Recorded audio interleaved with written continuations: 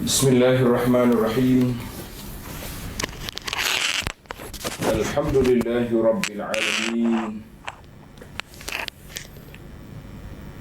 Wassalatu wassalamu ala Rasuli Rabbil Alamin,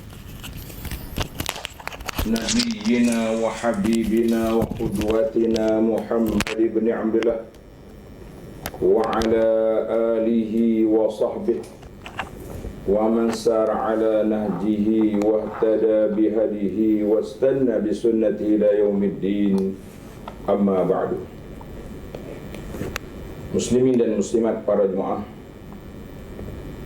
para pelajar, para penuntut ilmu, para pencinta Al-Quran dan Sunnah, Assalamualaikum warahmatullahi wabarakatuh. Alhamdulillah, syukur kita kepada Allah Azza wa Jalla pada pagi ini 17 hari bulan 5 2025 bersamaan dengan 21 Muharram 1447 kita dapat bertemu lagi dalam majlis ilmu, iaitu kita akan bincangkan 60 soalan tadabburian. 60 soalan tadabburian. Maknanya ada 60 persoalan yang berkait dengan ilmu tadabbur Al-Quran. Ini menarik. Risalah kecil je, tapi insya-Allah bermanfaat untuk sama-sama kita menghayati ilmu tadabbur. Bermanfaat insya-Allah untuk sama-sama kita menghayati ilmu tadabbur Al-Quran biiznillahi azza wa jalla. Maka para jemaah sekalian, bila kita bincang tentang tadabbur Al-Quran, apa yang ada dalam kepala kita? Kita nampak apa? Kita nampak apa bila kita bincang tentang tadabbur? Sudah pasti setiap orang ada persepsi dia, ada penilaian dia, dan ada dia punya hikayat-hikayat yang dia nak bawa tentang tadabbur Al-Quran yang kita sebut.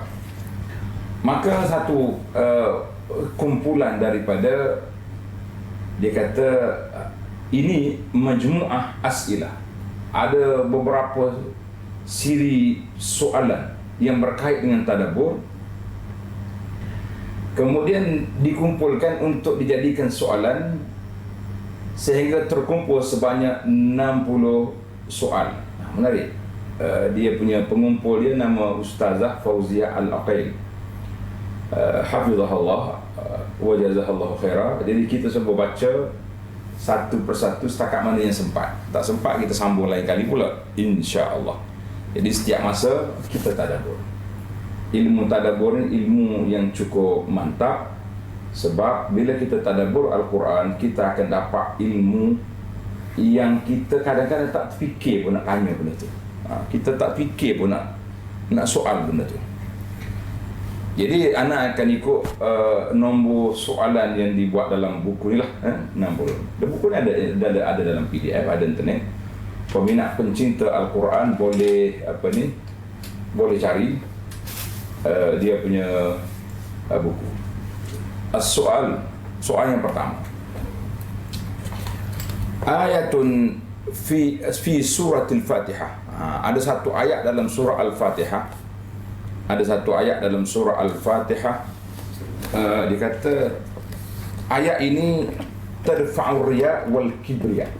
Ayat ini menghilangkan, menolak sifat riya dan juga sifat sombong dalam diri seorang manusia. Manakah ayat itu? Menarik.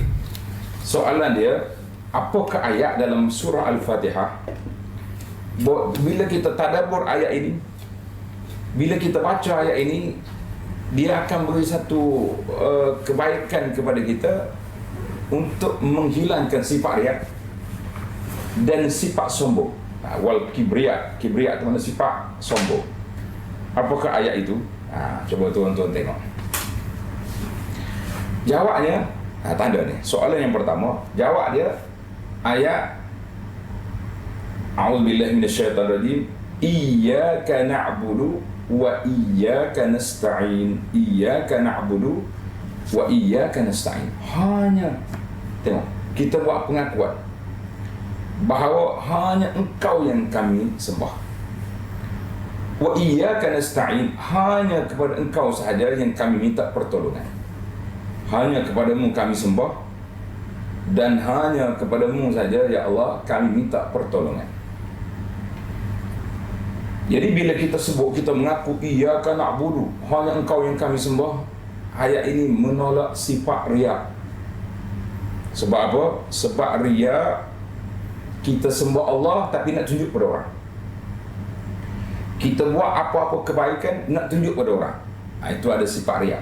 Maknanya kita tidak buat betul-betul kerana Allah Azza wa Jalla, tapi kita buat ada something, kata orang, ada benda lain yang kita dalam hati kita nak suruh orang tengok, nak suruh orang puji, nak suruh orang macam-macam, nak suruh, ialah sifat tak baik. Bila kita pergi kepada iyyaka nasta'in, hanya kepadamu ya Allah kami minta pertolongan, jadi kita rasa kita lemah. Kita minta tolong dengan Allah dalam semua perkara. Bukan hanya dalam ibadat saja kita minta kepada Allah Ta'ala. Dalam apa-apa saja pun, ya Allah berilah kepada aku rezeki yang baik, ya Allah berilah kepada aku keluarga yang sejahtera, yang harmoni, ya Allah berilah kepada aku kesihatan. Jadi kita minta dengan Allah, tak minta dengan apa-apa lain. Kita tak pergi minta dengan kubur-kuburan, kita tak pergi minta dengan orang kata tunggu-tunggu kayu atau dewa-dewa, tak. Kita tunduk hanyalah kepada Allah Azza wa Jalla. Maka dengan itu hilanglah satu sifat yang buruk, nama dia sifat Al-Kibriya. Kita baca Al-Fatihah setiap hari, Alhamdulillah. Tetapi kenapa penghayatan ini lemah? Kadang-kadang penghayatan lemah. Sudah baca Fatihah, pergi ke kubur-kuburan contohnya, baca Fatihah di kubur, tapi selepas pada baca Fatihah, pergi minta pula holorkan permohonan kita kepada Tuhan dalam kubur. Kita tidak minta dengan Allah, pergi minta dengan Tok Ayah dalam kubur. Kita kata kenapa begitu? Kenapa pula begitu? Sepatutnya kita minta dengan Allah Azza wa Jalla, bukan minta dengan Tok Ayah kita tu. Jadi kita kena ingatlah, perkara-perkara seperti ini sangat penting untuk dipahami, sebab itulah di antara rahsia Al-Fatihah As-Sab'ul Mathani yang sentiasa diulang supaya mantap perjalanan hidup kita, kemas pegangan kita, murni pergantungan kita. Kita tidak minta kecuali kepada Allah Azza wa Jalla semata-mata.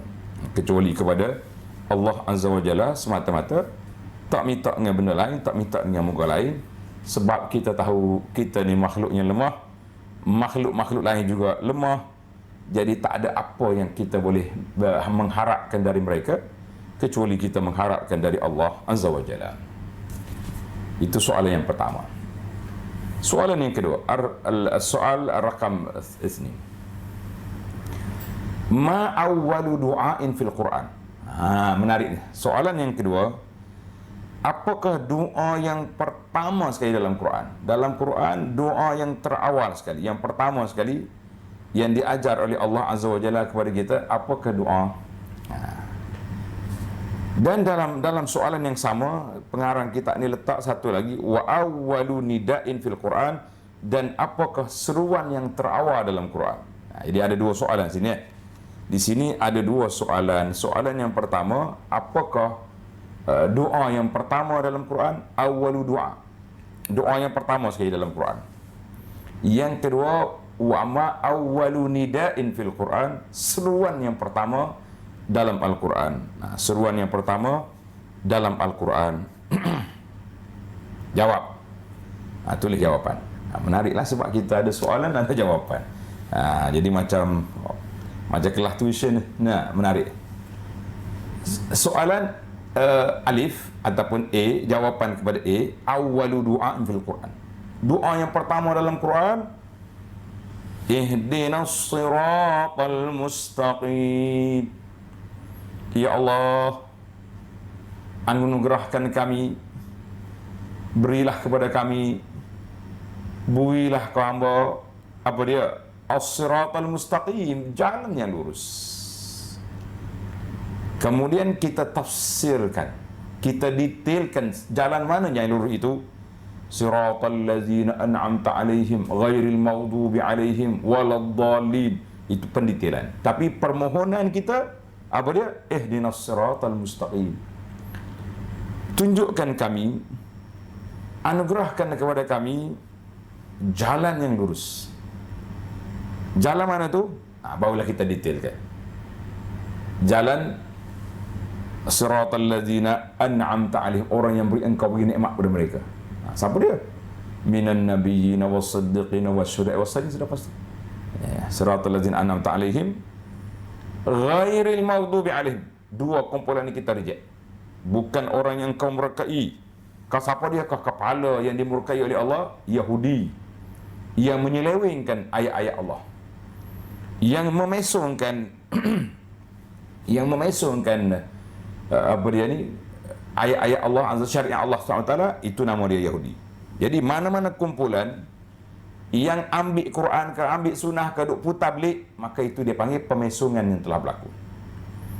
Kemudian kumpulan yang kedua, waladdallin, bukan pula orang yang engkau sesatkan. Siapa dia kumpulan sesat? Kepala dia Nasara. Sebab apa Nasara ni dianggap sebagai kumpulan yang sesat? Sebab mereka telah mereka-reka ibadat yang tidak disyariatkan oleh Allah Azza wa Jalla. Tuhan cakap lain, membuat lain. Dia tambah-tambah, dia reka-reka. Jadi mana-mana reka ibadat, mana-mana buat orang yang reka ibadat yang tidak diajar oleh Nabi SAW, maka dia spesies ad-dhalin, yang kita minta berlindung Allah Ta'ala. Dalam solat kita tak mahu dua kumpulan ini. Jadi kalau ulama kata, tafsir al-maghdubi alaihim Yahudi, ad-dhalin Nasara, jadi orang lain tak. No, itu hanya raksum, kepala mereka. Kepala mereka, pengurusi mereka Yahudi. Dan spesifik pengikut yang menyelewengkan ayat-ayat Allah, maka itu kumpulan al-maghdubi alaihim. Kumpulan yang kedua, kumpulan yang mereka-reka ibadat, yang menokok tambahkan ibadat yang tidak diajarkan oleh Allah Subhanahu wa dengan Rasulnya, maka itu nama dia ad-dhalin, kumpulan yang sesat, kumpulan yang tak betul jalan. Maka dua kumpulan ini kita minta berlindung dengan Allah Ta'ala. Maka di sini kata di ulama, wahwa aujabu doa. Dengar ni, wahwa aujabu doa, inilah di antara doa yang paling mustajab sekali. Sebab apa? Yang pertama, kita baca dalam solat. Allahu Akbar. Yang kedua, kita berdoa dengan kalami Rabbina. Ini pegangan kita ahli sunnah, Al-Quran kalamullah, bukan makhluk. Kita berdoa dengan kalam Rabbina, Allah ajar pada kita suruh berdoa. Dua. Yang ketiga, kita telah mengikut kriteria prosedur doa.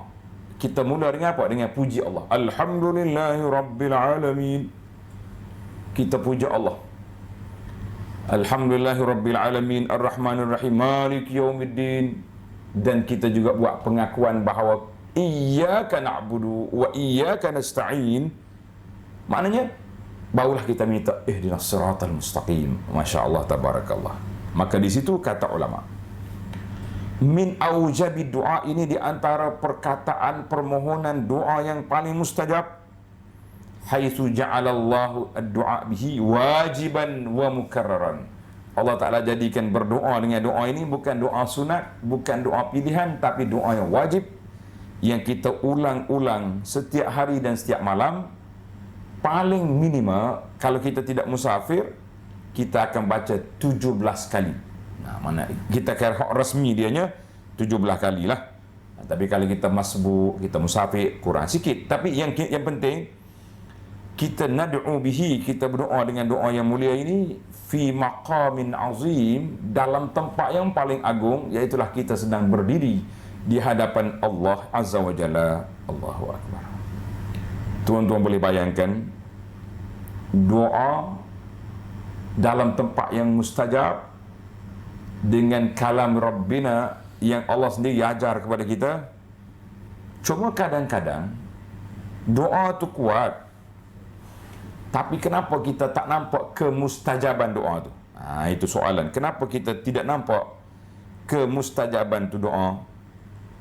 Seorang imam kabir, dia panggil Syekh Ibn Qayyim rahimahullah ta'ala, masyhur Ibn Qayyim ni, dia kata dia kata apa? Dia kata doa Quran tu doa macam senjata yang tajam.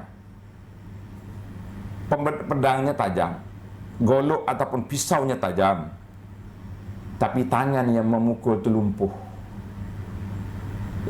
Pegang pisau ketak, macam mana mau potong? Mana walaupun doa tu berkat mustajab, tetapi kalau si pendoa tu tidak cukup syarat, doa tidak dengan hati yang betul-betul tawajuh pada Allah Ta'ala, doa tidak dengan hati yang orang panggil yang betul-betul khusyuk, biqalbin lahin, dengan hati yang lara, hati yang tidak kuat, maka kita mengatakan itulah kerugian yang besar. Sebab kita berdoa tapi tidak mengikut prosedur doa yang disyariatkan oleh Allah Azza wa Jalla. Ini rugi besar. Jadi para jemaah sekalian, bukan salah doa. Ibarat atau analogi yang disebut tadi menarik. Pisaunya tajam, tapi tangan yang memukulnya lumpuh ataupun stroke. Kita tak boleh nak bergerak, tak kuat. Mudah-mudahan Allah Ta'ala kuatkan tangan kita, kita dapat potongnya dengan sempurna. Maknanya Allah Ta'ala ada hajar kepada kita perkataan ataupun doa, tetapi hati kita pula lahin atau lahin. Sebab tu sebut dalam hadis, Allah Ta'ala tidak perkenankan doa min qalbin lahin, daripada hati yang lalai, yang lara. Jadi fokuskan, bila nak doa kita fokuskan kepada doa yang diajar, yang maksur, yang diajar oleh Nabi SAW, yang diambil daripada ayat Quran. Itulah doa yang paling mustajab biiznillahi azza wa jalla. Baiklah para jemaah sekalian, kita berpindah pula kepada perkara yang dua, B ataupun ba. Wa ma awwalu nida'in fil Quran, apakah seruan yang pertama dalam Quran? Apakah seruan yang pertama dalam Quran? Jawab dianya, seruan yang pertama dalam Quran diambil daripada surah Al-Baqarah ayat 21. Tanda ni, surah Al-Baqarah ayat 21, iaitulah qauluhu ta'ala, ya ayyuhan nasu u'budu rabbakumul ladzi khalaqakum walladzina min qablikum la'allakum tattaqun. Ya ayyuhan nas, wahai manusia. Allah Ta'ala tak panggil dengan biasa orang Allah Ta'ala panggil dalam Quran ni, dia panggil dengan sifat. Ya ayyuhallazina amanu, wahai orang yang beriman. Tapi dalam ayat ni Allah panggil ya ayyuhan nas, wahai manusia. Kenapa? Tuan-tuan pencinta tadabbur, tanda bila Allah Ta'ala panggil ya ayyuhan nas, biasanya dia nak dakwah, nak panggil kepada semua manusia. Dia panggil kepada semua manusia, maka itu dia panggil panggilan umum. Weh manusia. Kalau mu tu manusia, bukan dongki, bukan unta, bukan kambing, bukan ayam, celiklah mata, bukalah telinga. Jadi kenapa pula tak mau buka mata? Tapi kalau kamu bukan manusia, kamu tak akan buka mata, sebab kamu bukan manusia. Tetapi apabila Allah Ta'ala sebut ya ayyuhalladzina amanu, wahai orang beriman, maka biasanya sebagaimana kata di sahabat Ibnu Mas'ud radhiyallahu anhu, iza sami'tallaha yad'u yaqul, bila kamu dengar Allah Ta'ala berfirman dalam Quran ya ayyuhalladzina amanu, wahai orang beriman, mu orang beriman, buka mata, celik mata, buka telinga, lapang dada.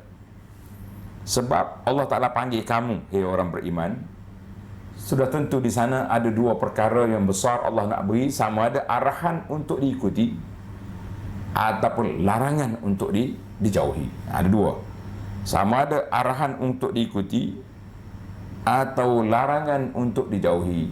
Jadi dua perkara ni kita kena sedarlah. Dua perkara ini besar, larangan untuk dijauhi ataupun arahan untuk diikuti. Maka di sini di awal surah Al-Baqarah ini Allah SWT mula dengan apa?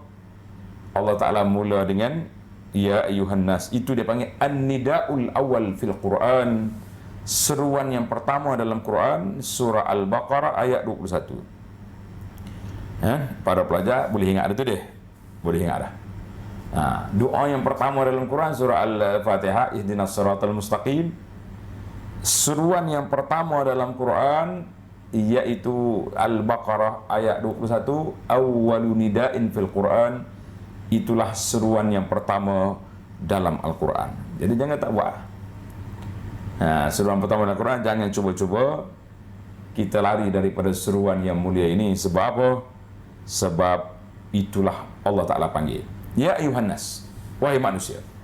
Apakah seruan? Wa'budu rabbakumul ladzi khalaqakum. Sembahlah, beribadatlah kepada Tuhan kamu yang menciptakan kamu. Dia tak kata ubudullah, ubudu rabbakum.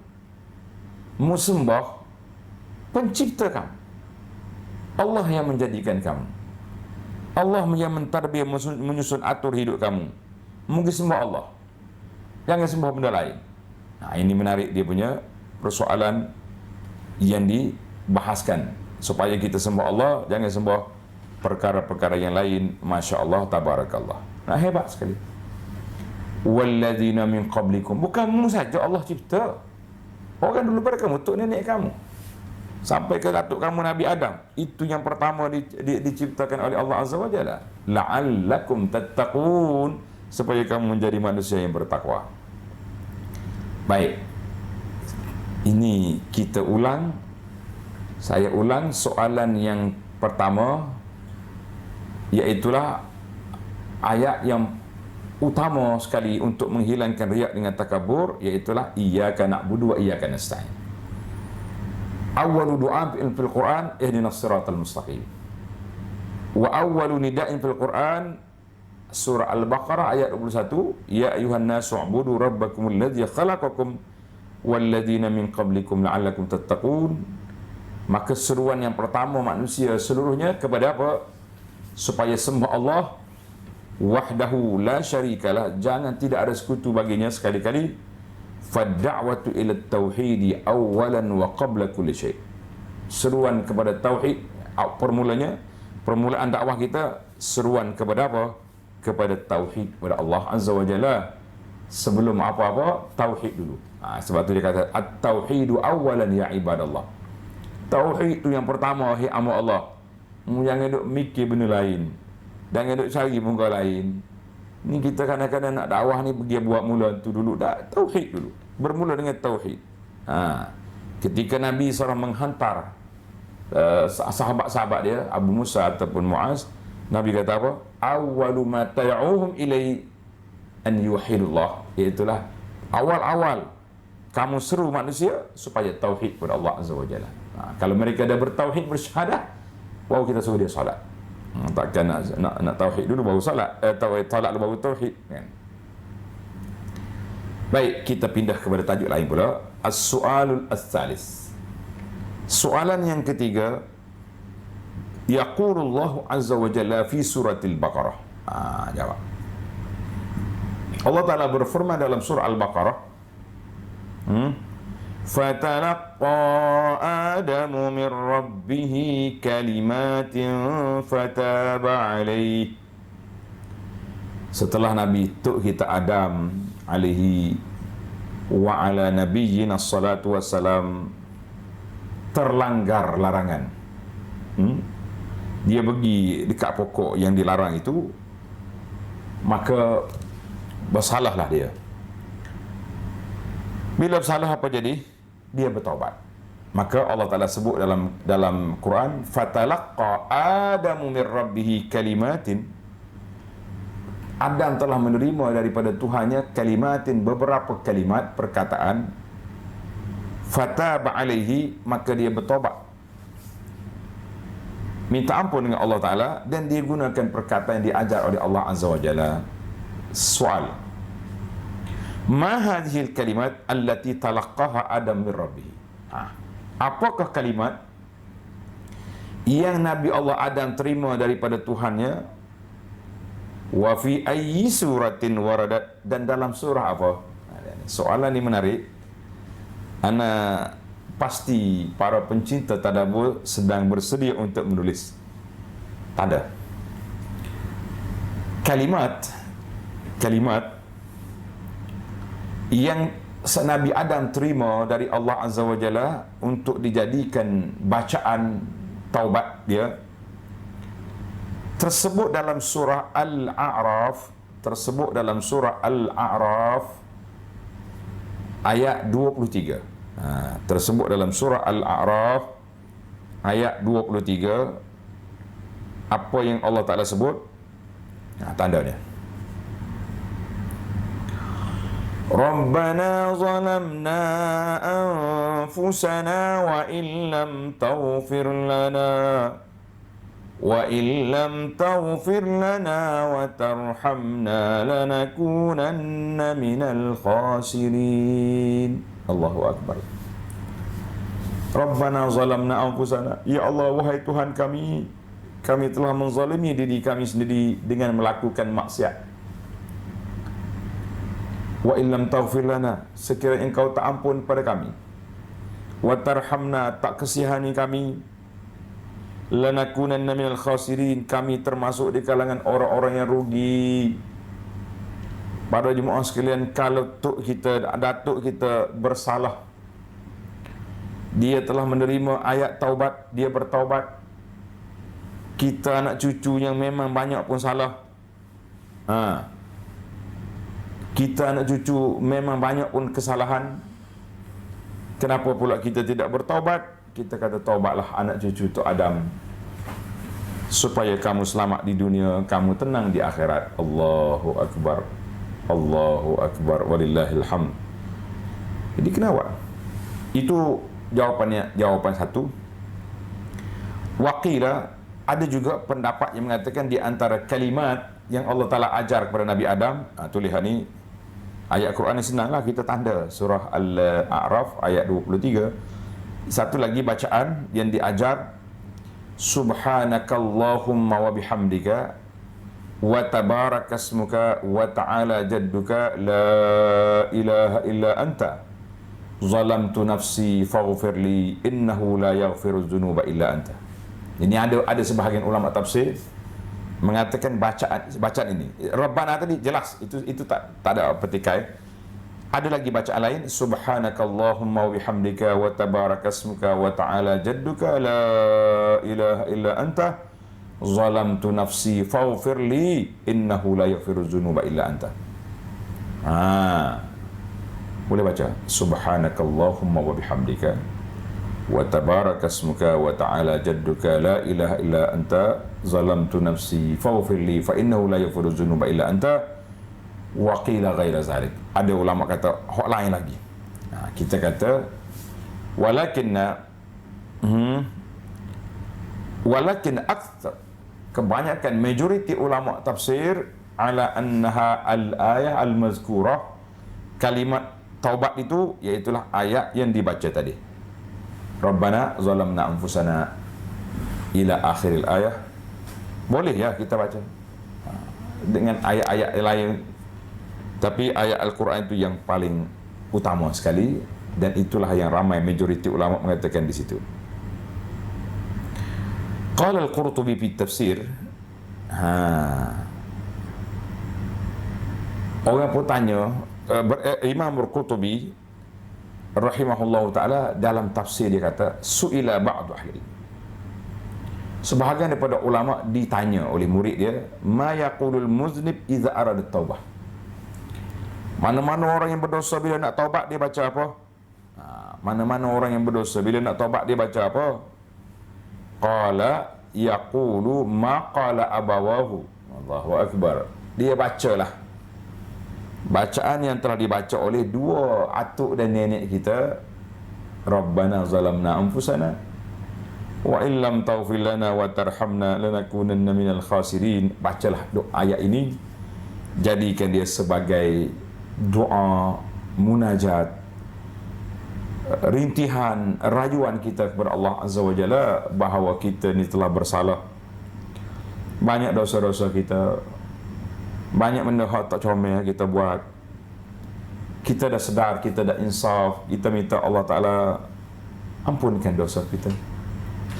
Berilah rahmat kepada kita, sebab tanpa rahmat daripada Allah Azza wa Jalla kita tidak akan ke mana, kata orang. Tanpa rahmat daripada Allah kita tak akan sampai ke mana, sebab kita sangat mengharapkan rahmat daripada Allah Azza wa Jalla. Itulah ayat Al-Taubah. Ayat At-Taubah. Sempat lagi satu soalan. Boleh lagi lah kita ambil soalan lagi. Satu soalan lagi, soalan yang keempat. As-soalur rabi'. Soalan yang keempat. Qala Allah Ta'ala, Allah Ta'ala berfirman dalam surah Al-Baqarah, "Thumma qasat qulubukum min ba'di dhalika fahiya kal hijarah aw ashaddu qaswah." Selepas daripada peristiwa-peristiwa yang berlaku itu, "Thumma qasat qulubukum", kemudian hati kamu menjadi keras. Hati kerah pula dah tak dengar kata. Fahiya kal hijarati, dia seperti batu.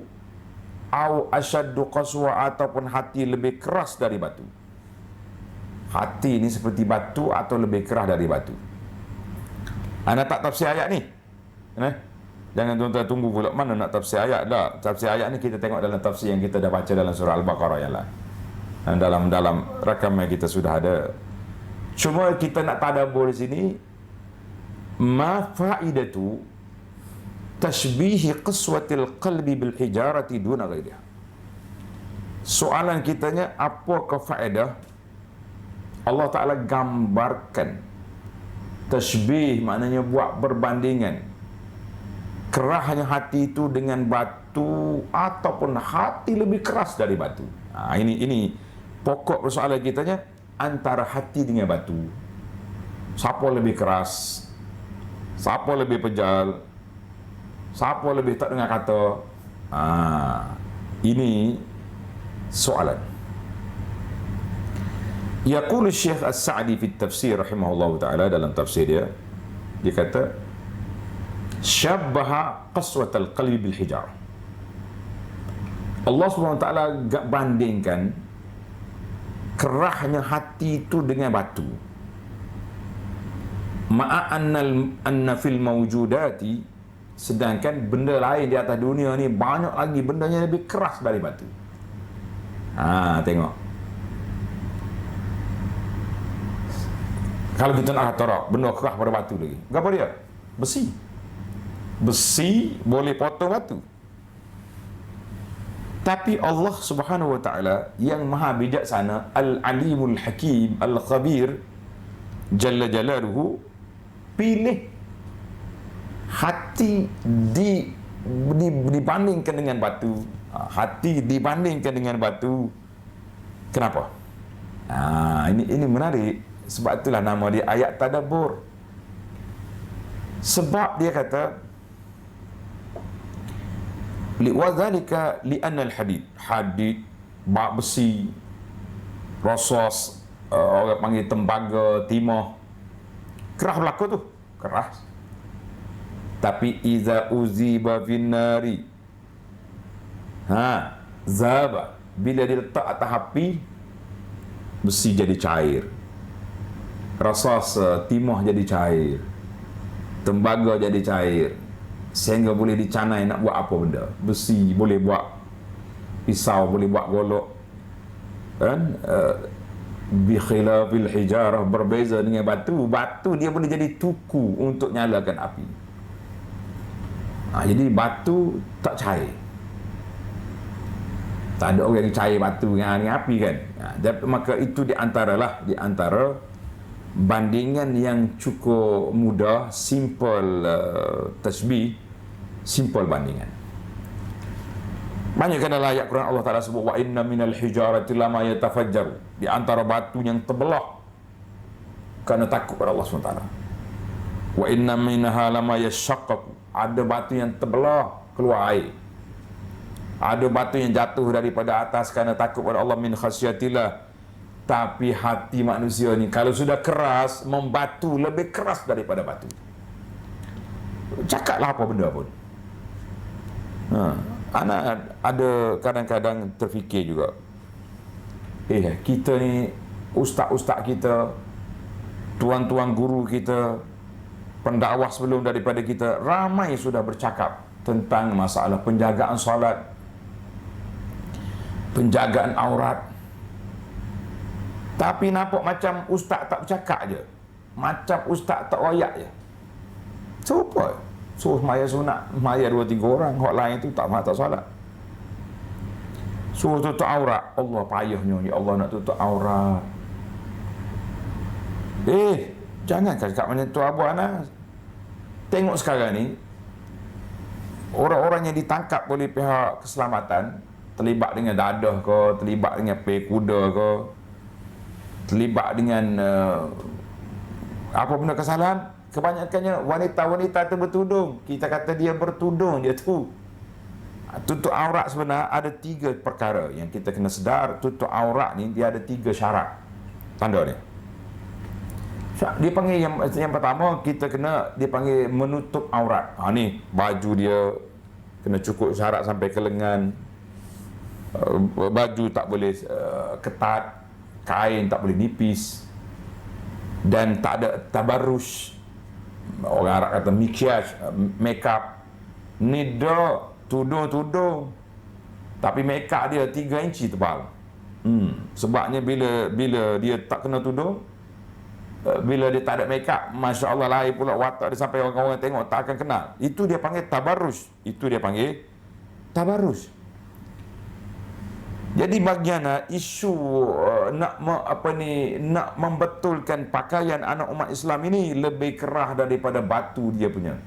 Ada setengah orang ni tua ke diri dah. Orang duk bercakap tentang sunnah dari sudut pakaiannya kita kan. Tapi apa boleh buat? Apa boleh kata? Sampai ketua tak mau tutup aurat. Masya Allah, tak malu pula tu. Jadi kita mengatakan itu contohlah. Banyak lagi lah contoh lain. Tak nak pergi masjid walaupun dah dengar azan, lebih kerah dari batu. Batu boleh jadi runtuh dengan sebab takut pada Allah. Hati manusia ni lebih kerah daripada batu bila tidak takut pada Allah Azza wa Jalla. Allahu Akbar. Jadi para jemaah sekalian, marilah kita lembutkan hati kita dengan sentiasa menyirami hati kita dengan air yang paling mustajab dalam dunia ni. Air apa? Bukan air kolah Tok Syekh di mana-mana pondok, tidak. Bukan air telaga yang diambil daripada mana-mana telaga yang dilawati. Sekarang ni banyak ni, dia panggil telaga syifa di Badar, telaga macam-macam telaga di Kak Madinah tu, pergi ambil air terupa Zam-Zam. Pergi ambil apa lagi, macam-macam air siram. Tidak. Air yang tanda, nak bagi tip hari ni, air yang paling mustajab untuk melembutkan hati kita, supaya hati kita lebih lembut daripada batu yang pejal, iaitulah dumu buka as-salihin, air mata yang kita alirkan semata-mata min khasyatillah, kerana takut pada Allah Azza wa Jalla. Ini di antara air yang boleh melembutkan hati kita, insya-Allah. Di antara air yang boleh melembutkan hati kita, insya-Allah, air apa? Air mata. Apabila kita menangis semata-mata kerana Allah Azza wa Jalla, kita padukan dengan ayat tadi, Rabbana zalamna anfusana, ya Allah, kami telah menzalimi diri kami sendiri. Ya Allah, kami banyak buat maksiat, banyak buat benda mungkar. Ya Allah, jadi kita dengan itu kita akan lembutkan hati kita. Itu yang pertama. Yang kedua, pergilah ziarah kubur untuk mengambil pengajaran. Pergi ziarah kubur. Nabi sebut, awal-awal aku larang kamu ziarah kubur. Sekarang akidah kamu dah mantap, fazuruha. Pergilah ziarah kubur, fa innaha tuzakkiru al-akhirah. Kerana bila kita ziarah kubur, kita teringat kepada akhirat, ingat pada mati. Tapi kalau pergi ramai-ramai buat pesta di kubur, lain. pergi kubur kedok cium wangi kubur ya, itu lagi lah tak dapat apa-apa. Sekarang ni fenomena bahaya ni. Orang pengaruh dia panggil. Nah, bila pergi ke kubur pelajar kita yang mati tu, bang wangi ni. Sudahlah. Padahal dia pakai perfume 3 lapis lah tu, dia masuk kubur. Bang wangi sangat baju dia. Jadi kita mengatakan jangan buat benda-benda yang khurafat.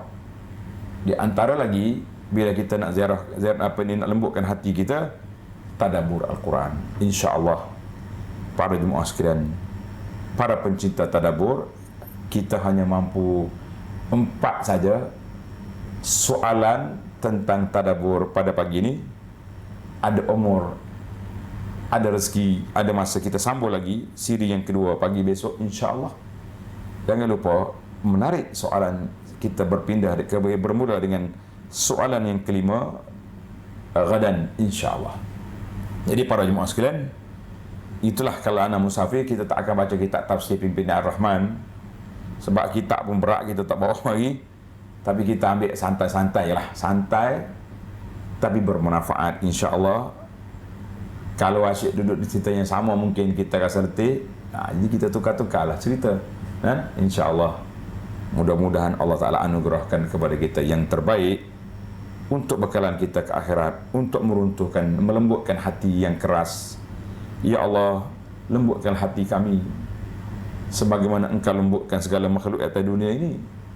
Lembutkan hati kami untuk sentiasa takut padamu ya Allah, sentiasa mengingatimu ya Allah, sentiasa berpegang dan beramal dengan sunnah Nabi sallallahu alaihi wasallam.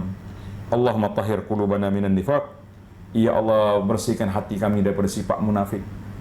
Ya Allah, bersihkan hati kami daripada sifat riak dan takabur. Ya Allah, bersihkan hati kami daripada karak-karak dosa dan maksiat. Ya Allah, cerahkanlah hati kami, lembutkanlah hati kami untuk sentiasa mengingatimu ya Allah, supaya kami layak bertemu denganmu biqalbin salim. Illa man atallaha biqalbin salim. Allah kata orang yang datang bertemu Allah dengan hati yang sejahtera, mereka dia selamat. Allahumma ja'alna minhum, ya Allah, jadikan kami pemilik hati yang sejahtera, yang layak untuk mendapat keredaan Allah dan layak untuk ke syurga-Mu ya Rabbal Alamin ya Mujibas Sa'ilin. Wa sallallahu wa sallam wa barak ala Muhammad wa ala alihi wa sahbihi ajma'in. Walhamdulillahi Rabbil Alamin. InsyaAllah kita sambung soalan yang kelima besok. Assalamualaikum warahmatullahi wabarakatuh.